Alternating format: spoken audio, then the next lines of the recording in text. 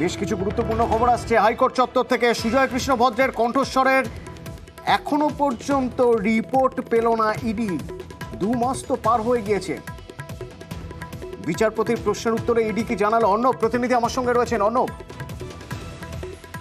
জানুয়ারি মাসে সুজয় কৃষ্ণ ভদ্রের তার গলার নমুনা নেওয়ার জন্য বিচারপতি অমৃতা সিনহা তিনি নির্দেশ দিয়েছিলেন, কড়া নির্দেশ দিয়েছিলেন এবং তাতে নমুনা সংগ্রহ হয়েছিল।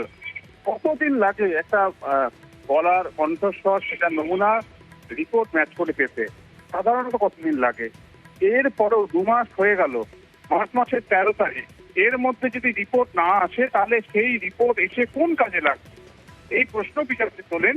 যদিও ইডির তরফে জানানো হয় যে রিপোর্টের জন্য CFSL central forensic science lab তাদের কাছ থেকে বেশ কিছু শেষ মুহূর্তের কাজ বাকি রয়েছে।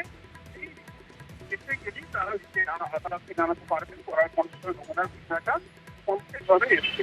এবং এক্ষেত্রে বিচারপতি অমৃতা সিনহা জানান যে ইডি এক্ষেত্রে সংশ্লিষ্ট যে দপ্তর বা বিভাগ রয়েছে সেই বিভাগে তারা যোগাযোগ করুক এবং ওই রিপোর্ট যাতে পাওয়া যায় দ্রুত সে বিষয়ে আরো উদ্যোগ নিক।